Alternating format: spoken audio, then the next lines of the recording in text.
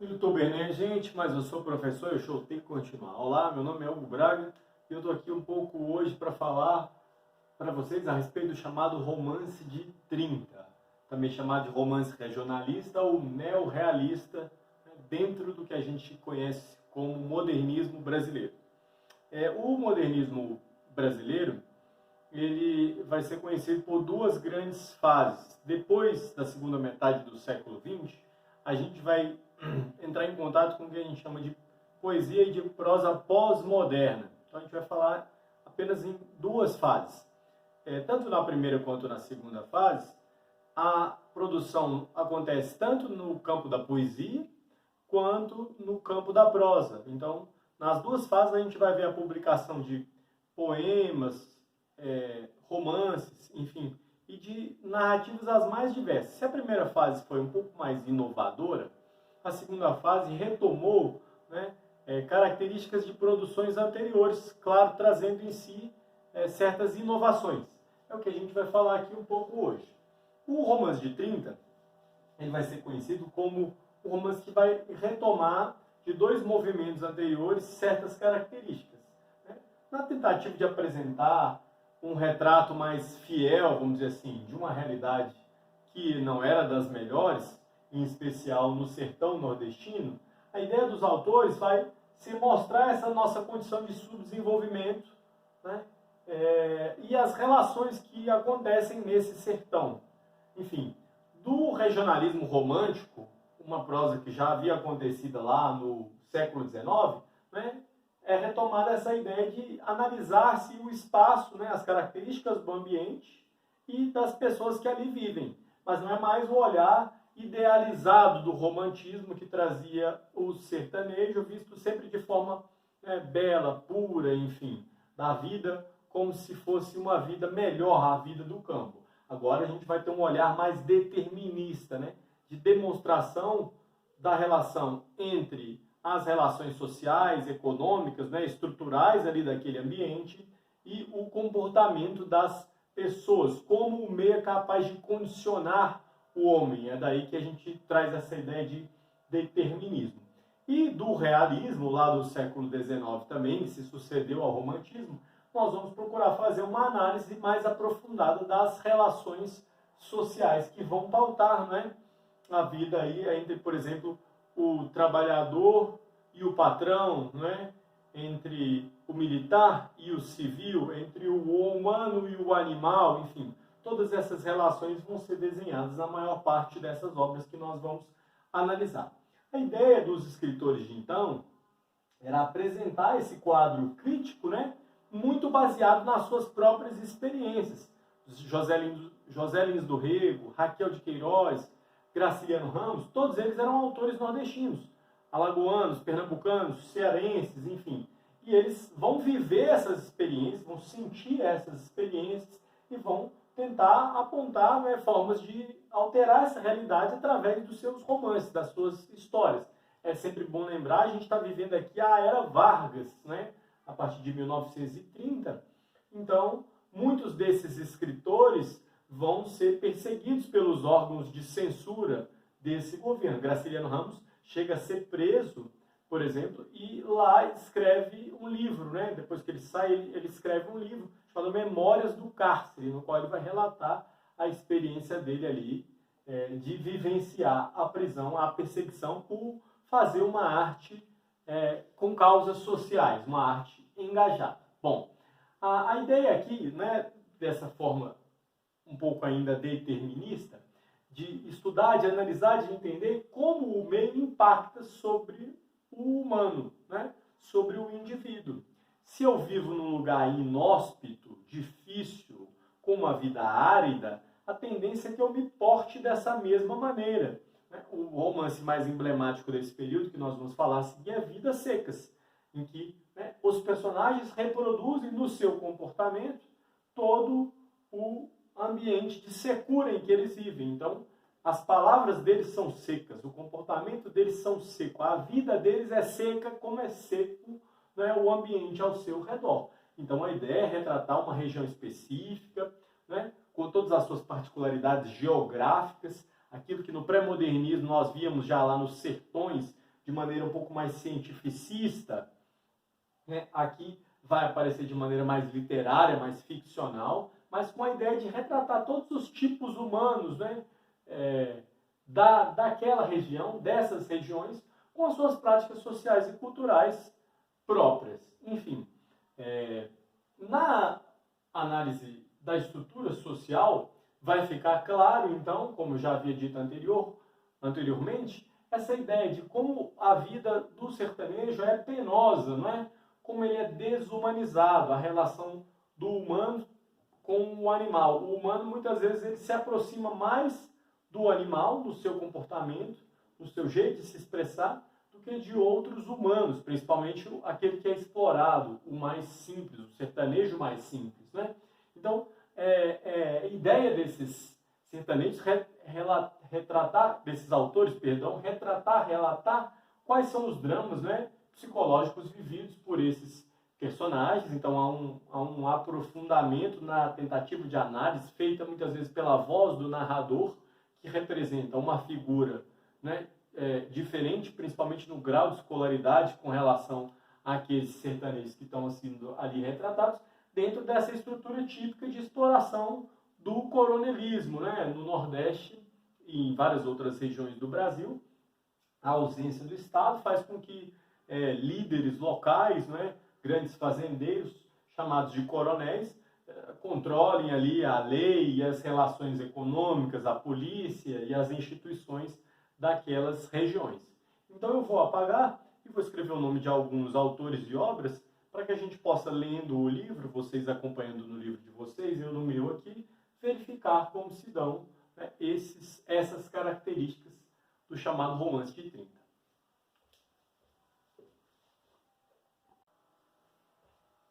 Bom, uma característica comum à produção desses escritores desse momento, que conheciam de perto essa realidade e que dialogavam entre si na discussão sobre como apresentar, né, esse cenário social, é o que a gente chama de cor local. Então, toda a linguagem vai procurar, além de trazer essas informações sobre o espaço, o comportamento e os costumes, né, desse povo, a ideia é que o leitor consiga reconhecer os aspectos típicos e característicos dessa região específica, no caso, o Nordeste, é o que a gente chama de cor local. Na página 76, a gente tem uma cena típica dessa. Quem já foi ao interior sabe, consegue imaginar uma casa, né, no meio do nada, assim, não há outras casas próximas, o tempo parece que está parado, não é? Uma rede balança na varanda, aquele barulho dos punhos, né, da rede. O pessoal olha para o tempo, nossa, será que vai chover? Enquanto isso, né, as senhoras rezam lá dentro da casa, fazendo a sua novena, com aquele quadro, né, que tem o avô e a avó com um fundo azul, assim, típico, e uma estante cheia de imagens de santos, enfim. Né, todo esse aspecto está retratado aqui num trechinho do 15, na página 76 e 77. Está dito lá assim: depois de se benzer e de beijar 2 vezes a medalhinha de São José, Dona Inácia concluiu: dignai-vos ouvir nossas súplicas, ó castíssimo esposo da Virgem Maria, e alcançai o que rogamos. Amém. Vendo a avó sair do quarto do santuário, Conceição, que fazia as tranças sentada numa rede ao canto da sala, interpelou-a: e nem chove, hein, mãe Inácia? Já chegou o fim do mês, nem por você fazer tanta novena. Dona Inácia levantou para o telhado os olhos confiantes. Tenho fé em São José que ainda chove. Tem-se visto inverno começar até em abril. Então, né, a senhora que tem uma espécie de santuário, e que reza, e que pede a súplica aos céus, né, de que venha a chuva ali para poder fazer brotar uma plantação, né, que vai alimentar uma criação, enfim. A neta que nada faz aquele comentário sobre o tempo, né? Além disso, várias das imagens, né, vão aparecer em todas essas obras. Bom, para falar só sobre 3 delas, para não nos estendermos muito, a gente tem aí um autor que fez muito bem isso aí, chamado Realismo Bruto, que é Graciliano Ramos. No início da página 74, a gente tem lá o início, o capítulo, né, o primeiro capítulo do livro, chamado Vidas Secas. Esse livro ele nasce de um conto publicado num jornal que que depois vira um capítulo do livro, que é Baleia. Baleia é o nome da cachorra. Há uma família, Fabiano, Sinha Vitória, o menino mais velho e o menino mais novo, os dois não têm nome, e Baleia. O livro se inicia com eles batendo em retirada, à procura de um lugar onde pudessem se assentar, e termina da mesma forma. Por isso ele é chamado de um romance cíclico, como o ciclo da seca, né? Então leio eu Mudança aqui na página 74. Na planície avermelhada, os juazeiros alargavam 2 manchas verdes. Os infelizes tinham caminhado o dia inteiro. Estavam cansados e famintos. Ordinariamente andavam pouco, mas como haviam repousado bastante na areia do rio seco, a viagem progredira bem 3 léguas. Fazia horas que procuravam uma sombra. A folhagem dos juazeiros apareceu longe, através dos galhos pelados da caatinga rala. Arrastavam-se para lá, devagar, Sinha Vitória, com o filho mais novo escanchado no quarto e o baú de folha na cabeça. Fabiano sombrio, cambaio, o aió a tiracolo, a cuia pendurada numa correia presa ao cinturão, a espingarda de pederneira no ombro. O menino mais velho e a cachorra-baleia iam atrás. Os juazeiros aproximaram-se, recuaram, sumiram-se. A caatinga estendia-se de um vermelho indeciso, salpicado de manchas brancas que eram ossadas. O voo negro dos urubus fazia círculos altos em redor de bichos moribundos. Então é a cena dessa família que viaja, né? A mãe com o filho aqui, ó, escanchado no quarto. Olha como essa linguagem é típica, né? O pai que se arrasta, né? E no meio dessas ossadas, quase como uma miragem, vendo os juazeiros que se aproximam e que se afastam. Enfim, nessa viagem interminável, em algum momento da história, eles conseguem achar uma propriedade. Eles se assentam, começam a produzir, mas logo aparece um patrão que diz que é o dono daquelas terras. Ele começa a explorar Fabiano. Como ele não sabe fazer contas, como ele não sabe ler, ele está sempre em dívida com o patrão. Toda vez que ele vai à cidade e tenta resolver alguma coisa, ele se mete em confusão. Ele vai fazer uma compra de um tecido para Sinha Vitória, e ele se envolve num jogo, bebe, briga, acaba preso, enfim. A situação deles não se resolve nunca, não é? Nesse cenário onde eles estão vivendo.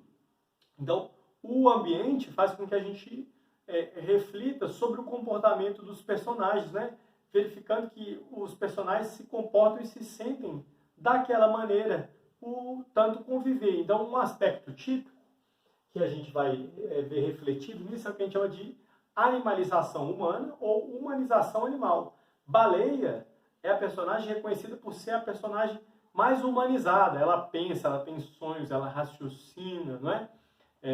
Sobre a vida, sobre os acontecimentos, enquanto os personagens estão reduzidos a pensamentos e falas muito curtas. Fabiano mesmo, né, se questiona sobre essa sua humanidade. Na página 79, a gente tem um trechinho dessa reflexão, né, que o narrador estabelece ali, colocando no pensamento de Fabiano. Fabiano, você é um homem, exclamou em voz alta. E pensando bem, ele não era homem, era apenas um cabra ocupado em guardar coisas dos outros. Vermelho, queimado, tinha os olhos azuis, a barba e os cabelos ruivos. Mas como vivia em terra alheia, cuidava de animais alheios, descobria-se, encolhia-se na presença dos brancos e julgava-se cabra. Olhou em torno com receio de que, fora os meninos, alguém tivesse percebido a frase imprudente. Cochichou, corrigiu-a murmurando: você é um bicho, Fabiano.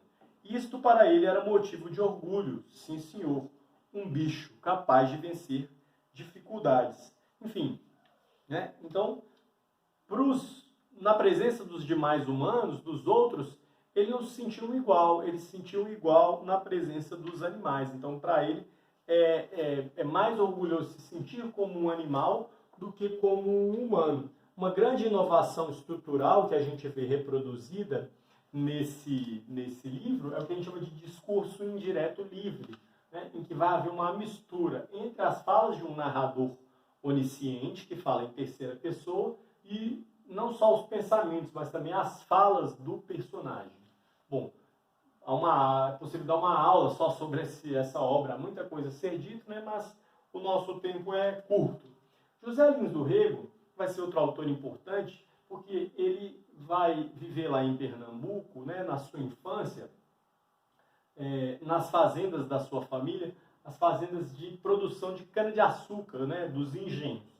Nós estamos falando do início do século XX aqui, né? A escravidão havia acabado bem pouco. Então, com certeza, havia pessoas que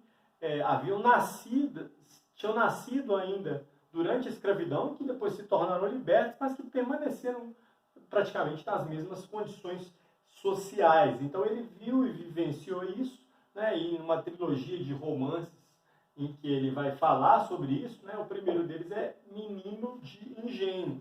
Na página 80, a gente tem um trechinho, né, em que a gente vê a cena de um capataz que observa, né, a limpa do terreno ali sendo feita para poder acontecer uma nova plantação.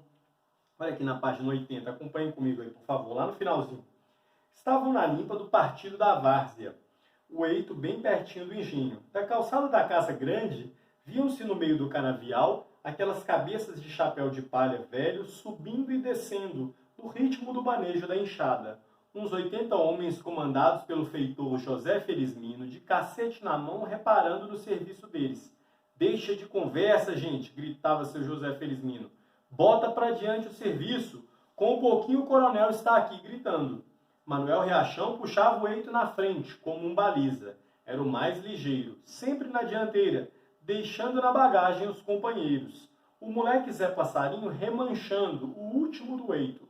Não havia grito que animasse aquela preguiça alcoolizada. Também ganhava 2 cruzados, davam-lhe a mesma diária das mulheres na apanha do algodão. Tira a peia da canela, moleque safado. O diabo não anda. Enfim, é um trecho muito curto, né? Mas que a gente vê reproduzidas todas essas estruturas sociais, né, do momento histórico, né, e da região específica. Os chapéus sobem e descem enquanto estão sendo passadas as foices ali naquela cana. Né? É preciso um capataz, né? E a cena é descrita a partir da visão da casa grande. Né? Era assim que era chamada as casas dos senhores de engenho durante o período da escravidão. Há um feitor, o dono da propriedade é um coronel, né? Há trabalho infantil, quando se compara o trabalho de um trabalhador homem que vai na frente e de um menino que vai atrás. E o final do trecho, né, mostra muito isso. Olha, o menino ia com essa preguiça porque ele ganhava menos, 2 cruzados. O mesmo que se dava, né, na diária das mulheres quando se apanhava o algodão. Então a gente vê assim, né, a exploração do trabalho infantil, a exploração do trabalho feminino, né, essas relações de trabalho todas típicas relatadas aqui nesse romance chamado Menino de Engenho. Uma outra história muito importante desse período foi vivida e depois descrita por Raquel de Queiroz, uma jovem que com apenas 18 anos, né, escreveu o seu primeiro romance chamado O 15, em 1930, foi publicado em 1930, que relata os ciclos da seca que aconteceram no semiárido nordestino. Não é? A Raquel de Queiroz viveu com a família dela essa seca que aconteceu em 1915 e que fez com que muitas pessoas tentassem migrar do interior para o litoral, né, buscando melhores condições de vida. Então a Raquel de Queiroz cria um romance que vai mostrar em 2 planos paralelos, né, a história da Conceição, que é uma mulher educada, uma professora que já lia, não é? E estava preocupado com as questões sociais. Essa Conceição ajuda, né, no processo de migração a família do Chico Bento. Né? Eles tentam ali arribar como uma forma de tentar fugir da seca, né? E essa tragédia toda, que no Brasil foi gravíssima, depois procurem saber a história dos campos de concentração. O governo do estado do Ceará chegou a construir fazendas no interior para evitar que as pessoas chegassem, com uma forma de deter essas grandes levas de retirantes que estavam migrando, enfim. E aí o livro traz para nós, né, uma ceninha mostrando lá um momento triste em que um dos filhos do vaqueiro, né, do Chico Bento, morre, né, e é obrigado a ser enterrado ali pelo caminho durante essa retirada. Lá se tinha ficado Josias, na página 82. Lá se tinha ficado Josias, na sua cova à beira da estrada, com uma cruz de 2 paus amarradas feita pelo pai. Ficou em paz, Não tinha mais que chorar de fome, estrada afora. Não tinha mais alguns anos de miséria à frente da vida, para cair depois no mesmo buraco, à sombra da mesma cruz. Então, é tudo muito real, vívido. Todas as cenas são descritas de maneira que você consegue perceber e sentir o que aquelas pessoas estavam sentindo ali naquele momento, né? E todas essas características do linguajar aparecem logo abaixo desse mesmo trecho, né?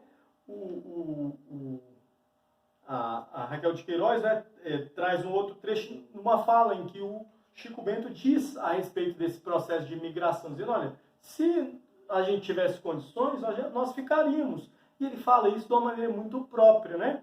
Em todo pé de pau há um galho, mode a gente armar a tipóia. E como as noites assim limpas, até dá vontade de se dormir no tempo. Se chovesse, quer de noite, quer de dia, tinha carecido se ganhar o mundo atrás de um gancho? Então, o que ele quer dizer com isso, né? De armar uma rede numa tipóia, é que o homem se estabelece e fica num lugar, né, em que dá a ele condições. Ele não precisava procurar no mundo um lugar onde pudesse armar a sua rede se ali chovesse, né? Se ali houvesse as condições necessárias para a sua sobrevivência e o seu sustento. Outro autor importante, só para nós mencionarmos, não vamos entrar nas histórias dele, é Jorge Amado, um autor baiano, né? Fez muitas histórias, foi traduzido no mundo inteiro. Muitas das suas obras foram adaptadas para televisão, cinema, teatro, né? Famosas são Gabriela, Dona Flor e seus dois maridos. E ele vai descrever nas suas obras tanto a realidade baiana do recôncavo, né? Da Costa do Cacau, onde se produzia, né, cacau, fumo, dendê, e também sobre a Bahia urbana, mais essencialmente da região de Salvador. O livro traz para nós a história dos meninos de rua, né, que viviam nessa cidade, chamada os Capitães de Areia. Depois procurem ler e saber um pouco mais aí, acompanhando no nosso livro. Essas, então, foram algumas das características do chamado romance de 30 que nós tínhamos para falar hoje. Muito obrigado pela atenção, até uma próxima.